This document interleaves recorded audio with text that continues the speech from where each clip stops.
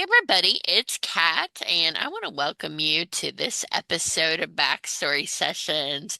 I'm joined today by my co-host Willie. Hey Willie. Hey, Miss Cat, how are you today? Well, I am excited for our guest because you know, he might be a little different style of music than what we've had recently, but Okay. he's a singer-songwriter, and we love singer-songwriters. Oh, So, yeah. I can't wait to hear his backstory and all about his new song, Chance on Love. And, he brought this incredible group of musicians together. It's like a lot of legendary people. And we're going to talk about, like, how did that feel? So if you were putting together a legendary group, like I would probably pick Steven Tyler to be in mine. And so if I could get Steven Tyler, and pick some more too, how cool would that be? Very, very cool. That was a very good choice. Yeah. I don't think I'd be in the group. I think he would be the singer, though. I think he'd take that spot. I'd have to sing some backgrounds on that Well, one. he's got dance moves for sure too. Oh, he does. Yes, he does. Well, let's introduce our guest, Brett Hellings, with us today, and we are so excited to have you and hear all about your experience and your new single, "Chance on Love," that was released, I believe, in March. Yes, March 20th is when we released it. Awesome. All right, so for listeners that are just discovering you, how would you describe yourself as an artist and songwriter? What could they expect? Hmm.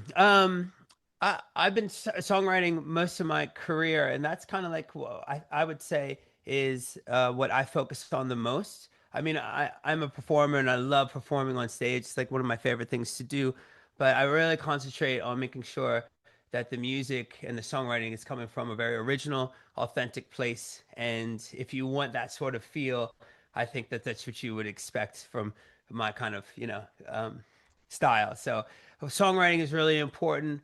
Energy, concepts, all those sort of things that go into that, making that kind of genuine, cool, real song is what I focus on the most. And then, of course, if you want to come see us live, that's a big part of what we do. So I love playing live. We were just out in LA playing the Whiskey at Go Go, and it went really well. And I have a band out there. But I'm really most of my career has been just trying to find that perfect song that represents me. No, nothing's really perfect, but making it as much you as possible. Drawing off the experiences in my life, and then waiting for the the skies to kind of give you this magical song. There's a lot of that waiting for God to show up and the divine sort of thing and that connection to appear. So I think that's what you can kind of expect as far as style wise. I'm a good old rock and roll fan. We classic rock is what I kind of really was most influenced by, and but I'm also really influenced by Motown, early '60s, R&B stuff like that. And of course, I grew up. My first band that I got to see is STP, so I grew up in the grunge movement. So our we have like an alternative kind of hard rock kind of thing as well. So all that wrapped up into one, and especially with some heartfelt power ballad, for lack of a better term, is what we're all about. And it's purely me. I really focused on not letting anybody kind of get in the way of that sort of process. It's at least keeping the song as pure and as authentic to me as possible. And then, of course, once it gets to these amazing players I've got to play with and stuff like that, they take it and make it, into a masterpiece. So you said that you'd been songwriting for most of your life. How did that begin? Is this just something you knew that you had at an early age, or? I didn't know how to do it, and I was really, I was kind of like when I first started out, very scared of doing it. I just didn't understand how someone could create a song and someone was going to listen to it. Who care? Who really cares about my life or what's going on, and how do these other songwriters that I was really into, how do they do this? How do they start this? And the only way to really start it is just to start it and to get into it, and then I I just obsessively kind of worked on that craft, taking songs that I loved, learning them in the beginning, influences that you really like, and then really just kind of sitting there and going through all kinds of different, styles, genres, emotions, and on the piano and guitar, anything that could accompany me. And I started to get like a hang of it, and I started to create stuff that I really liked, and then I did it again and again and again, and then I think after a while you just don't think about it. It's just like anything, and it kind of comes like a muscle memory thing. And I uh I started to then I think write some stuff that other people really enjoyed and liked, and then by about my third record or something, I knew I was really on to something, and that takes a lot of time. And so for all the songwriters out there, just give yourself time to really find yourself, and it just never quit kind of thing. Um, did you come from a musical family? I did not. My parents were musical. They just never played anything. They're more dancers. They would be on like in Philadelphia on the Highlight show, dancing away. So my dad sings a little, and he used to sing back in the day. His favorite artists is like Smokey Robinson and Al Green and those sort of people. And I remember growing up listening to a lot of that, and how much it's kind of influenced me. It was a lot, and I didn't really realize that it was happening, but when I was younger, I would listen to a lot of that stuff. So very not maybe not musical in the sense of like trained, but really loved music.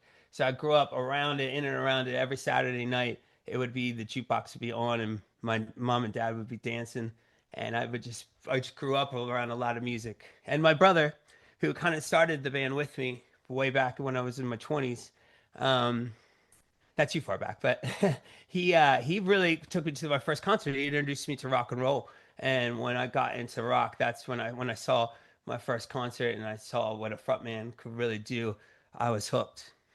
And was that with the Stone Temple Pilots? It was. I saw Scott Weiland, and he came out in a white shoes, blue suit. I'll never forget it. Doing James Brown moves, and it was one of the, I guess, one of the most defining moments for me.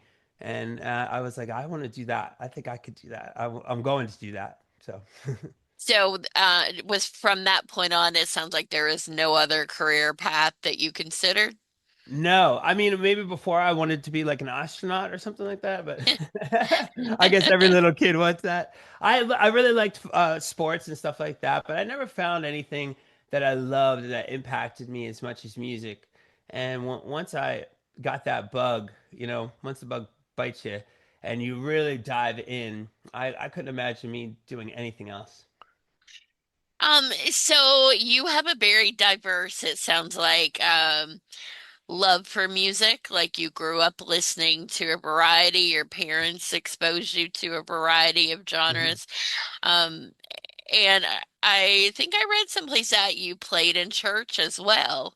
I did, yeah. I was a worship leader when I first started out. I wasn't allowed to kind of get into too much secular music because I kind of grew up in a Christian household. So my only outlet really at that time when I wanted to play guitar, get on stage, and I didn't grow up in the bar scenes and stuff like that. I went to church, and that's where I kind of cultivated my sound a little bit in the beginning, giving me a place to play and seeing how you know how music can really impact someone, especially in a spiritual zone, and how impactful music is to even, you know, bring the light of the Lord into someone's, atmosphere and stuff like that. So I really like learned a lot during being a worship leader for about 300 kids when I was young, how music can really grab someone, and combined with that spiritual nature, it was really impactful. So I have to credit my beginning kind of stages to the church.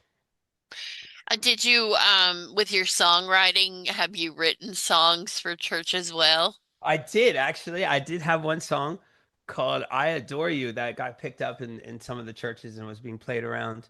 So I got into that. But and then I was just so in love with rock and roll, and I wanted to be a front man so bad as well, that I really wanted to kind of create my own music, not solely based around just the church or their message, kind of life's message. And I thought I could reach a lot more people that way, even still having the light within me. But I felt that I could reach a lot more people by going that route instead of being like a Christian artist and whatnot. But that still has a lot to do with my writing and who I am, and it has always. So at some point you went to Berklee College of Music. I did. So what was that like and how long did you stay there? I was at Berkeley for the summer performance program when I got right out of high school or just like finishing high school. And then I got accepted and I went there for maybe like almost a year. It wasn't really kind of for me. It was an amazing experience. I loved Berkeley. But I remember going to songwriting class and thinking to myself, how do you teach someone to really write a song? And it was very formula-esque, formula based and I wasn't really impressed. I felt that you have to go live life and do that sort of thing to be able to really write. And if anything that I wanted to do, I didn't really want to copy too much.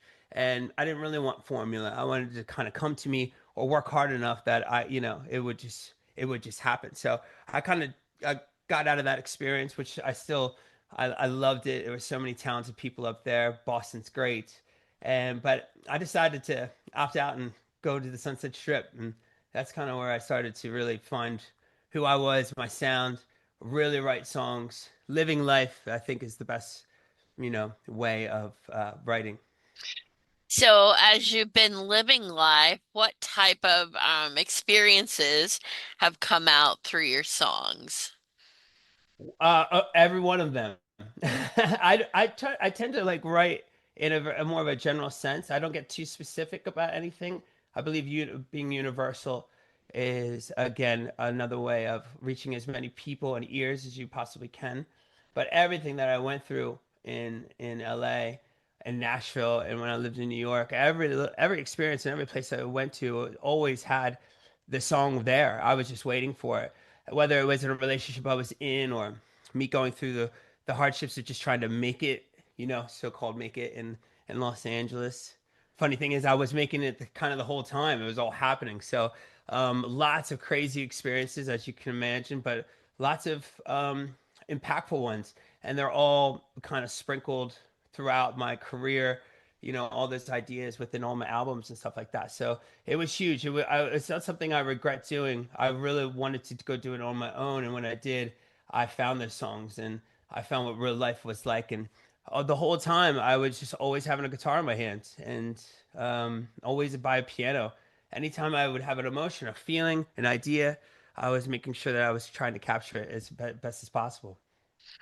So these songs, do they come to you like you're a channel, or do you like hear a lines that someone's just speaking and you're like, oh, I know that's gonna be my song?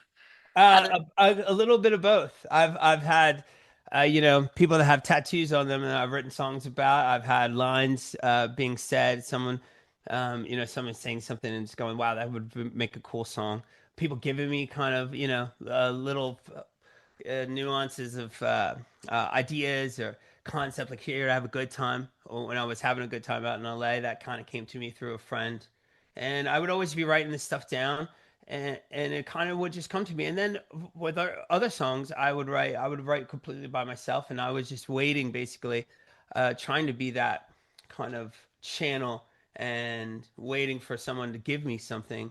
And that takes a while. Sometimes you don't get anything at all, and sometimes it comes right to you. So, but I'm always waiting for that. As I always say, like searching for the divine and waiting for that idea to kind of come to you. It always starts off with kind of a concept that you're feeling, or you think that would make a good song, something that is worth talking about, stuff like that, and something that you think that people would be into. And then when you start to really dive into it, it just all starts to come together. But the initial ideas and stuff like that either come from an outside source, but I think my best ones come from within and from out there, wherever that comes from, wherever the rock songs and gods of rock give it to you, I'm not I really sure know, about it's really it. amazing, isn't it, to think Oh, it's about? incredible. And it's Yeah. so weird because you also think that it's never going to happen again because when you have one, you're like, oh my goodness, I want to bottle this forever. And then you go on streaks where you don't really have it, and then all of a sudden it's just there, and you're like, whoa, that's so cool. And it feels you just feel so blessed and so grateful when that stuff happens. And that only happens when you're in it and you're looking for it too. I don't think it just comes to you when you're not doing that. So, but the key is to be patient and not rush it. And it's on their time. It's on its time, not yours. So. Well, when you look back on your songs, do they automatically take you back to certain memories of your life? Oh yes, absolutely. I was actually playing at the in LA this past month, and some of those songs when I'm on stage, I always think I'm going to forget the words for some reason. I have this fear of like I'm going to forget the words. I don't forget, and I don't forget anything. It's like I go back to even where I wrote it and what it was about, and those almost like haunting spirits come through the performance. These concepts, these things you haven't really dredged up in a while. And then sometimes I try to like not make it so much about me and just play the song, but it really does when you're the songwriter and you're the performer. It's like it's kind of like tattooed on your heart kind of thing. So, and I think that's what makes the performance so great. You're seeing someone that's really giving you their soul and their story. So yeah, absolutely. It brings me back. It's your own nostalgia, Your own song makes you feel like, wow, I remember that. I remember how that felt. And some of those can be some of the best, performances and songs, If you're feeling it, you got to feel it first before they can. Yeah. Well, I have two co-hosts here that I know are dying to ask you a question, and then we're going to talk about Chance on Love. So, Cool. Brandon, let's start with you. This is your first time joining us, and I'm so happy to have you. Glad to be here, and it's really nice to meet you. Sorry, I'm Hi. late. I travel from Lexington, Kentucky, which is about an hour and a half, so it just ran into a little traffic. So Oh, all good, man. I've been down south a lot in my career and stuff. I lived in Nashville for many years, on and off, like in a certain eras of my career, and I love it down south. I have yeah, a big affinity for the southern rock kind of feel too, and everybody's so nice down there. So it's really cool. exactly. I Yeah. lived in New Orleans for about 8 years, so it's Oh, that's amazing. We shot our video, Kill Me to Keep Loving You, down there, and I was my first time being in New Orleans, and I was like, whoa, this place is, as we call it, rich. It's rich in culture, food, yes, the spirits, we were right by the cemetery there, and we were staying at the Pontchartrain, and it was wow, it was such an experience, and I just love that town. I was even thinking about moving there for a certain period of time, but I don't know if I can handle it. yeah. It's I totally know how you feel. It's a lot. Yeah. When living there and being a tourist, it's you learn a lot of things, and of course, areas to stay away from and things like Yeah. that. But it's kind of nice because down there, instead of like welcome wagons, they have kind of like a fraternity of sorts. They call them crews, and Yeah. so you just basically get involved with crews. You do community events and different things like that. But Good.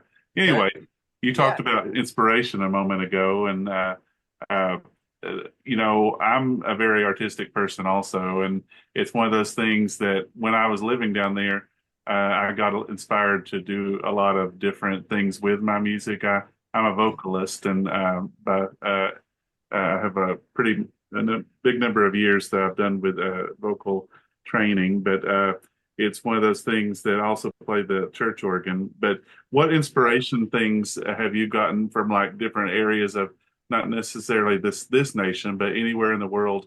Is there anywhere that like has really spoken to you as far as inspiration wise? Yeah, absolutely. Anywhere I was kind of living and progressing my career is really was so impactful to me. Going out west and living in LA, and always being kind of sheltered on the East Coast and never really being out of the country. Really, I went on a missions trip down to Mexico one time, but that was it. Going there and having so much freedom, being away from my family and just going in it, and me and my brother moving out there. That was so impactful. I think the freedom of it, and you're going where the Doors have played and Zeppelin and all these amazing people. So that was one of the most impactful places, and it still is every time I go back. I don't think I like I said I don't think I could live there like I used to, but I like to hit it and quit it and get my thing from there. But on top of that, I would say the South really kind of influenced me when I was in my in my 30s trying to really define my sound, which was really cool. And then recently I just went over to like London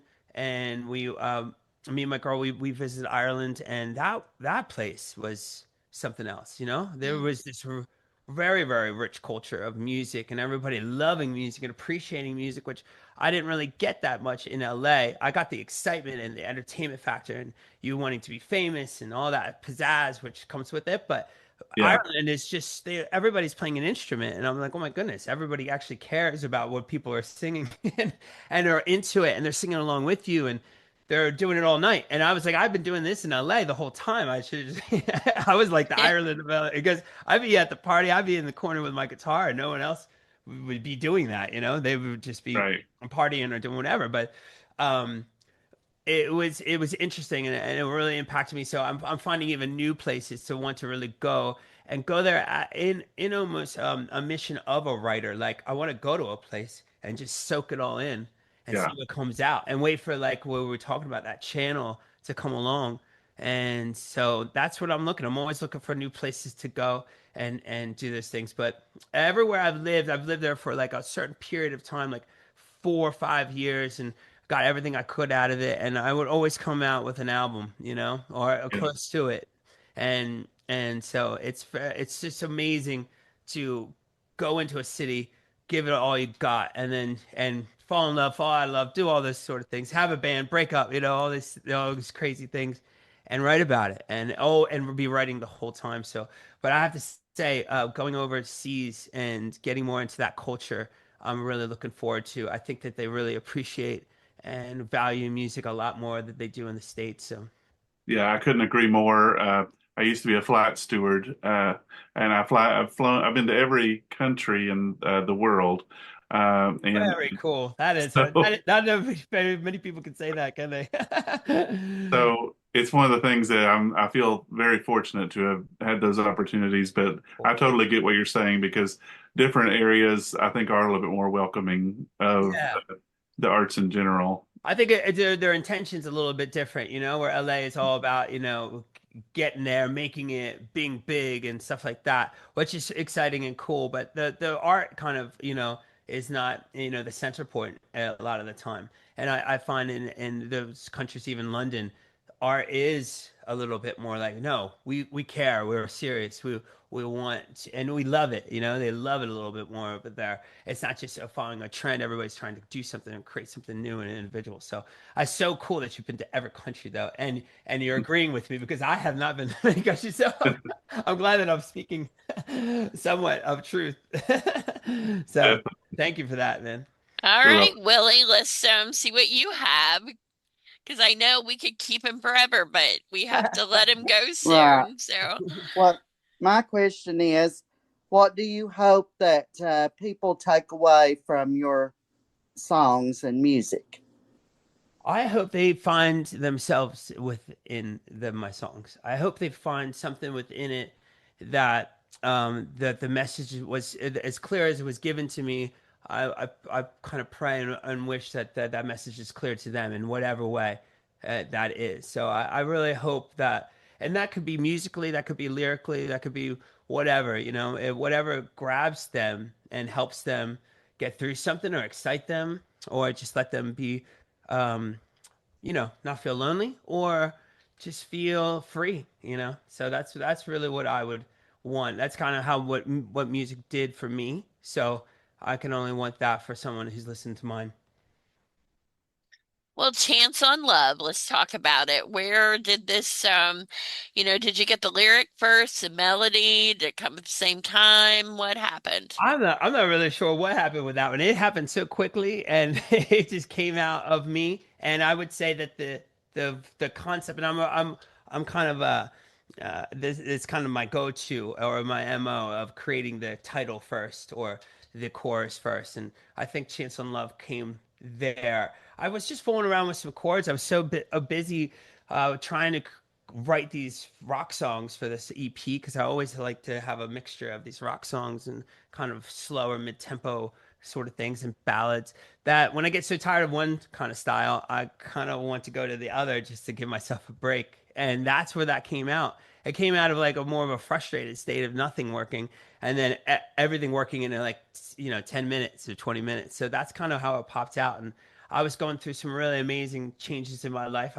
I became a new dad and I was falling in love again and I wanted to give like kind of a chance on it. I wanted to really devote myself to being different and this new thing that was so beautiful in my life. So, uh, it was more about me and taking a chance on myself for once to open myself up to be able to truly love. So that's kind of the message, and I hope people get that from the song that it's okay to be loved and to love yourself and so you can love another. And I hope that's what people get, from it. Was there a particular line in the song that, resonates with you more than the others? And now looking back, I would say, you could teach me a thing or two, my friend, you know, feeling so high out of reach. I see the love light shine with the truth in your eyes. I was thinking about that the other night and how kind of pretty that was. When you're writing it, you're not really like, you don't think anything's really that good. You're just kind of doing it and revising and revising. And then when, now it's released and it's kind of done and everything, you can look back on it and go, wow, that was actually pretty good. And so I think that was kind of where I was. I think, I think God my life was taking me in a new kind of isolated direction to make me a better person, find my purpose a little bit more, get me healthier, and I felt kind of out of reach. And someone was like kind of giving that to me, and that freedom again, and that belief in myself that I had, and I might have lost a little bit. And so that second verse of the song kind of always gets me. Well, you had an all-star band with you. So I how did. did that happen? And Well, that they made it all happen, really. They made it all good. So I just had kind of had the idea, and Rich Fortis, who's my producer and my guitar player on this record, and I did a record with him down in El Paso called Borderline in 2001, 2022, right around the pandemic era. And me and Rich, well, we did a really great record. And I remember going out to LA to kind of play and promote it. And he came to one of my shows before he went out with Guns N' Roses. He plays with Guns out there, everywhere. The world-renowned band. They're on tour right now. And he came to my Viper Room show out in LA before he went on tour. And he saw my show for the first time. I mean, we worked together in the studio and stuff like that, but he never really had seen me perform, and I think he was really impressed. I think he saw what I really do with my material instead of just sitting there writing and stuff like that. Wow, bringing it to life. I think he was really impressed, and we kind of got together that night and hugged it out, and then we kind of started talking over just text. And I said, I really I have all these songs. I still have more songs and I don't know what to do. And he said, I know what to do. Let's get a band together again. I could put a band together for you, and let's go to New York this time. I know a great drummer out of New York, and of course I knew who he was when he said Charlie Drayton. Charlie Drayton is one of the our most iconic drummers to me. If I was putting my super group together like you would have Steven Tyler, this would be my super group. I yeah. actually got mine, so which was so crazy. And along with Charlie came Daryl Jones, which he's been playing with the Stones for over 30 years and studio albums and tour and all that kind of stuff. So having that, and then on top of it, Carrie Frank, who I kind of learned got with in LA, and we were just trying to find one of the best organ players out there and piano players and composers, and he kind of tops off the lineup. So Rich, Daryl, Charlie, and Carrie, and we all went to New York. And so I have to thank Rich for getting the studio, getting the band together for me. My part of the deal was just make sure you bring good songs. So I spent that whole summer organizing all kinds of old ideas I had, or writing new ideas, working tirelessly to make sure that this was going to be one of my best pieces of work. I found that Borderline was a really great record, but a lot of other writers were on it. A lot of other people were chiming in with all kinds of ideas. This felt like solely my project and my ideas. So I came to them. Oh, well, I would just send Rich all these demos when he was out on tour and he was liking everything. And then we finally got up to New York and we did it. And I went over to St. Louis to do my vocals in his private studio that he has in his lower level of his house. So it was so cool. I got to go and hang in his hometown and do that whole thing. And then we went back to New York to shoot the music video for Chance on Love, which I encourage everybody to kind of check out. It's a really beautiful. Um, Oliver Hoffen is the one who directed that. Very beautiful job he did, all black and white, and like it encompasses what we were doing and captures it. So that's how it all kind of came about. And I can't wait to get back in the studio with those guys again. I think they might be down or into that. But right now that we have a 6-song EP, we released the Chance on Love single, and now we're going to be releasing another single coming up at the end of summer, and then the EP will follow maybe in the beginning of next year. So that's how I got with those guys. I have to thank Rich. Rich is, he took me in, took me on, and he believed in me, and it was just so amazing to see what he does with my material. He never changes anything just to change it. He never does anything to lose the quality of what I was trying to capture, or the genuine feel and the purity he always kept. He just made it better. So that's my super group. So I got lucky. What's Very. it like hearing your songs with a supergroup?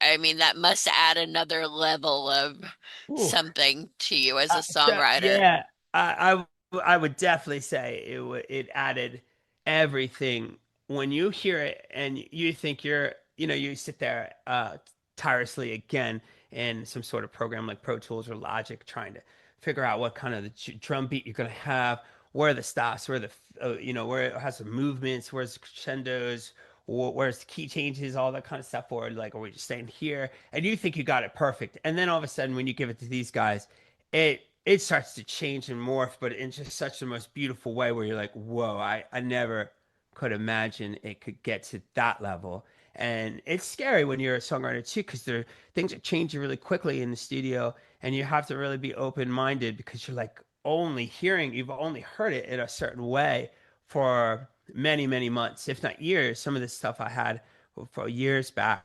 So things change, but you have to trust them. And who better to trust but the best? So I had a tough time, and I would always just check myself, like, what are you doing? Don't let them do what they want, or let them be them. Who else is going to, make it what Right. it's supposed to be? So, but your natural instinct is going, wait, but that they just brought it all to life. I mean, Rich took everything I did, and if it wasn't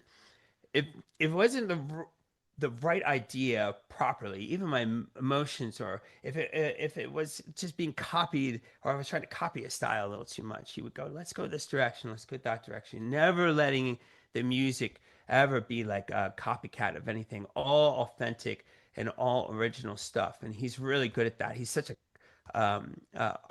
like a knowledge book, or like a computer filled with all kinds of artists he knows, all the music he listens to. It's incredible to work with someone that knows so much about music and loves all kinds of different types of music.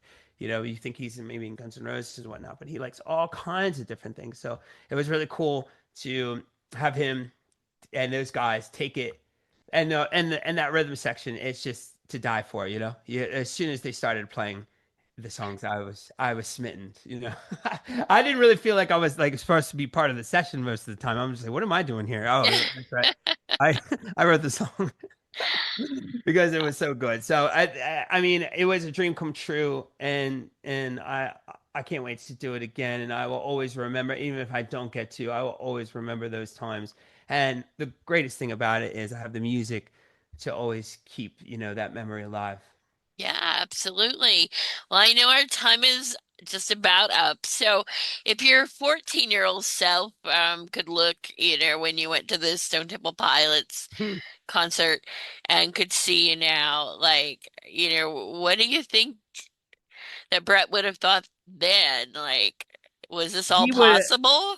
He would have, I think he would have fainted. I'm pretty sure he would have either fainted or he would have said, anytime that you ever are ungrateful or having a bad day, just remember what you're doing, or who Yeah. you're playing with. I think he would have been blown away. And I always try to go back to that 14-year-old kid when I'm, because everything still is tough and you have those times where you doubt yourself and stuff like that. But always remember that, my goodness, if that version of you were to see yourself now, they would be blown away. And it's a really, really good another check for yourself when things might seem difficult or whatnot. So I think I impressed them. I think we did it.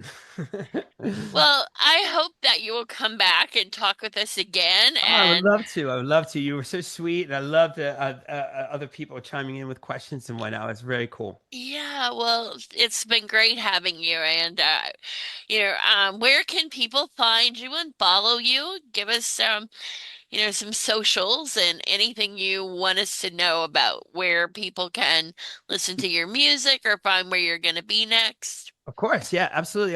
So our website is hellings.music, and you can follow us on Instagram at Hellings Music. Our Facebook is Hellings Music, and if you want to friend me just personally on Facebook, I'm Brett Hellings. So go and follow me, or give me a friend request, or give me a message. And of course, we're on all streaming services and stuff like that, Spotify, Apple Music, so you could go and listen to it. And on YouTube, if you want to go see and check out some of the videos that we've done, that's at youtube.com/Hellings Music. So, and if you just Google us at Hellings Music, you'll find all that sort of stuff. And make sure you're just checking out the website and stuff to, keep up to date on certain tour dates or new shows that we're going to be doing. I think we're going back out to LA in August and at the Troubadour. So we played pretty good at the Whiskey. So I think we got a headlining opportunity there. So if you guys want to come see me, this is where I'm primarily playing, but I look forward to getting overseas and doing some of that stuff, and maybe even coming to a town in the US near you. So just be checking it out, and always be checking on all those platforms for new releases and whatnot. I can't wait for you guys to hear it, and I just want you to enjoy it. And if you really like it, make sure you just let us know. All right, absolutely. Great, great talking with you, hearing about how you're inspired by music and again, we hope to have you back Oh, and I love that. hear about your all-star band part two, when you get together again. I think that would be amazing. And please have me again, okay? Thank you All so much right, for the thank We opportunity. you. will. Thank All you. right. See Me you too. guys. All right. Have a good one. You too.